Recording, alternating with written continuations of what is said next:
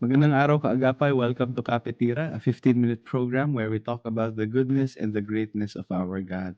Samahan niyo po ako. Ako po si Pastor Rolly Dictira. Magkape po tayo at magkwentuhan patungkol sa salita ng Diyos. Ang passage po na pag-aaralan natin ay matatagpuan po sa Book of Matthew, chapter 26, verse 36 to 46. Muli po, yan ay Matthew chapter 26, verse 36 to 46. Bago po natin basahin itong text na to, tayo po ay manalangin. Our gracious and heavenly Father, thank you because you are the God who answers prayers. Sometimes you answer it in ways na encourages us, and there are also times you answer our prayers in ways that challenges our faith. Thank you, Lord, because all of these things are for our good.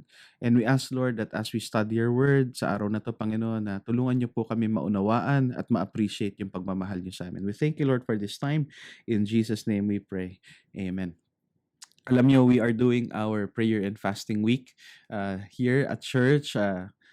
This day that I am recording, no, our devotion for today, I am very encouraged in our prayer and fasting week kasi meron kaming dinevelop ngayon na a prayer manual. We come up with a manual, prayer guide every year, but this year is quite different where we asked members of the congregation to contribute stories about their walk with the Lord, no, talking about specific attributes of God. One thing that struck me as we are going through this devotions is that a lot of people talked about the times in their life na God actually said no to a prayer that they are praying. No? Ang sagot ng Panginoon sa kanilang dalangin ay hindi parang yung kanilang ini-expect, no? Ang answer ng Panginoon sa kanilang prayer ay hindi.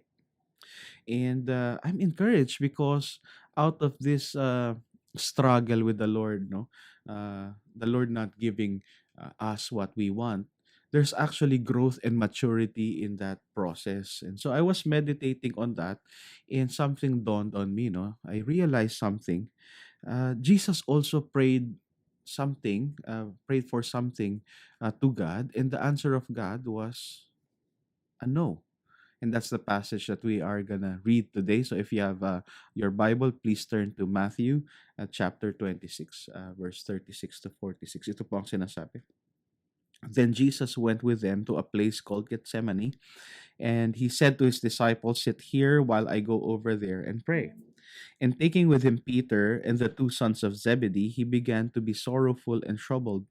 Then he said to them, "My soul is very sorrowful, even to death. Remain here and watch with me." And going a little farther, he fell on his face and prayed, saying, "My Father, if it be possible, let this cup pass from me. Nevertheless, not as I will, but as you will." And he came to the disciples and found them sleeping. And he said to Peter, "So, could you not watch with me 1 hour? Watch and pray, that you may not enter into temptation. The spirit is indeed willing, but the flesh is weak." Again, for the second time, he went away and prayed, "My Father, if this cannot pass unless I drink it, your will be done." And again he came and found them sleeping, for their eyes were heavy.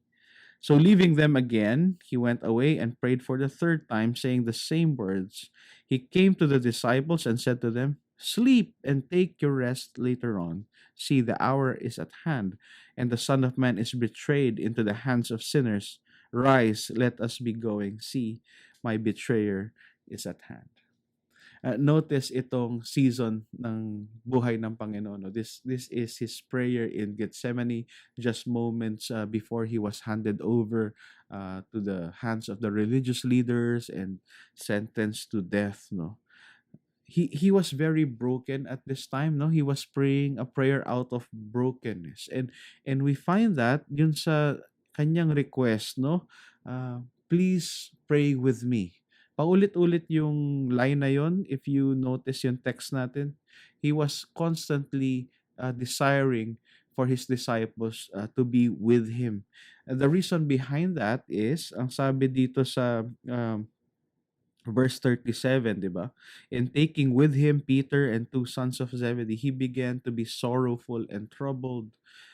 And then he said to them, "My soul is very sorrowful, even to death. Remain here and watch with me." Ang emotion ni Jesus dito ay he was very overwhelmed, and yung troubled ay pagiging agitated, di ba? And obviously, these emotions are very reasonable in light of what is gonna happen next, his cross, no? Jesus being depressed is probably something that it's hard to imagine. But Jesus experienced also heaviness sa kanyang life as he was contemplating itong uh, kanyang gagawin sa krus ng Kalbaryo, ano.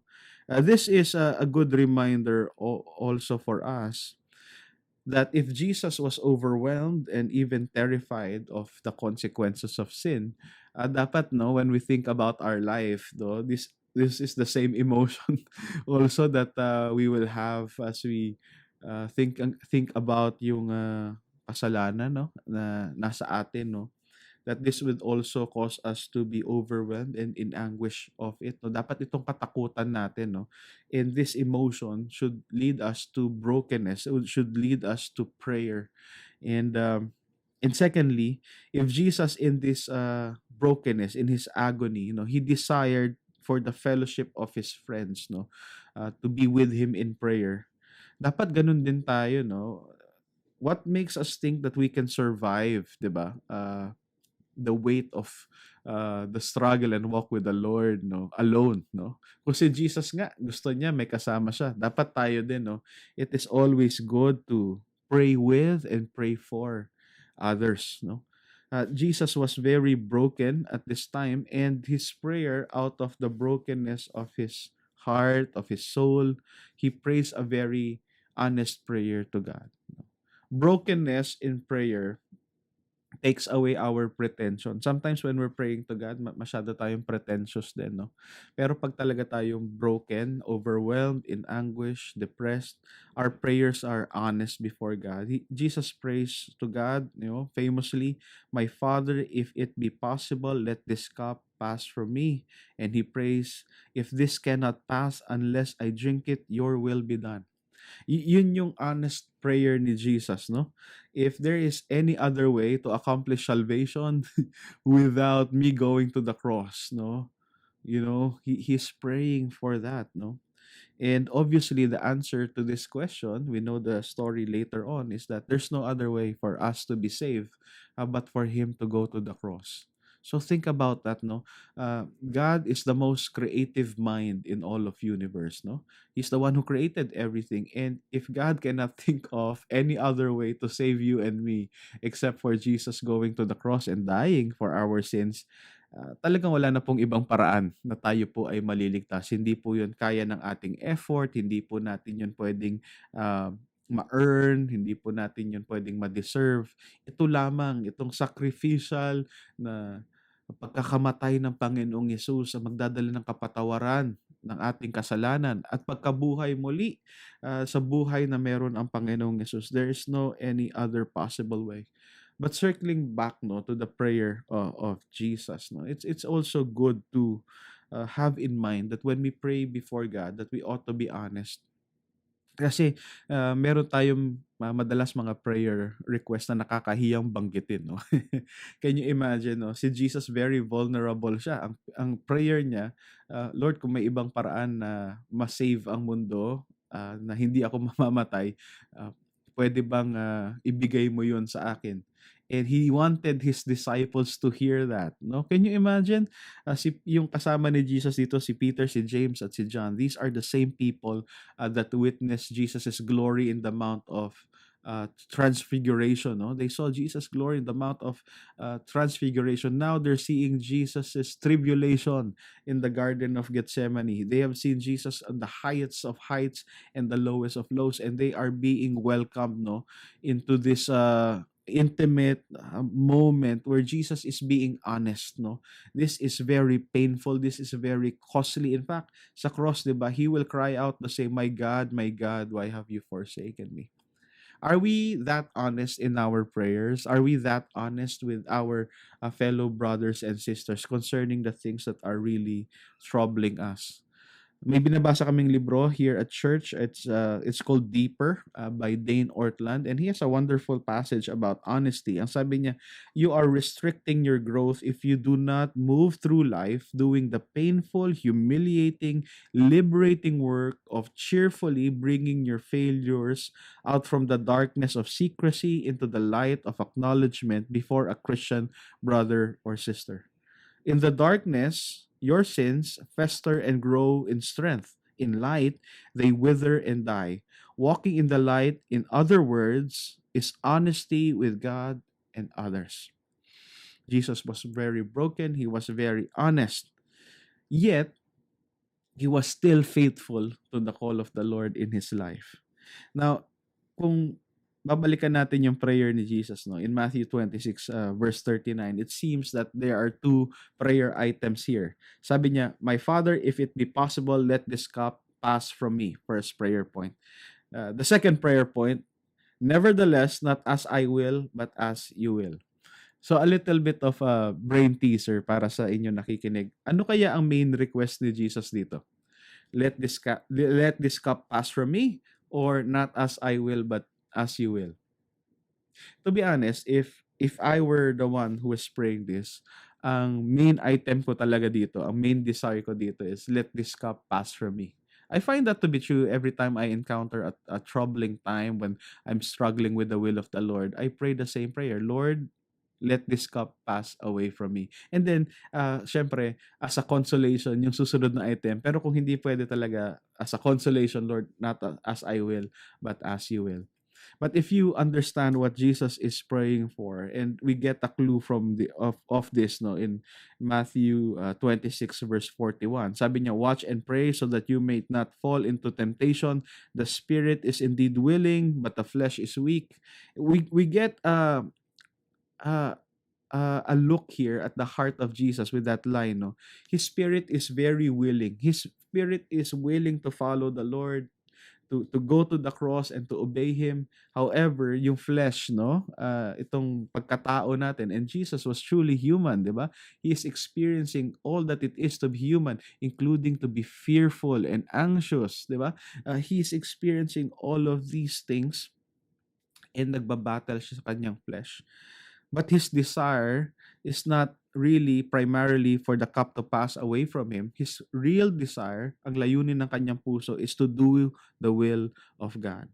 Ang ganda ng sinabi ni Dallas Willard in his one of his lectures, no. Sabi niya, Jesus was not praying to get out of the cross. He was praying for strength to get to it.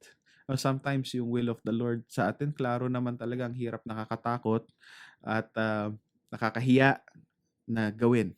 And so we end up not doing it, and we're asking to be removed from that situation. But Jesus here is very different. He was praying to God, Lord, help me to get to the cross. Help me to have my will subordinate to you.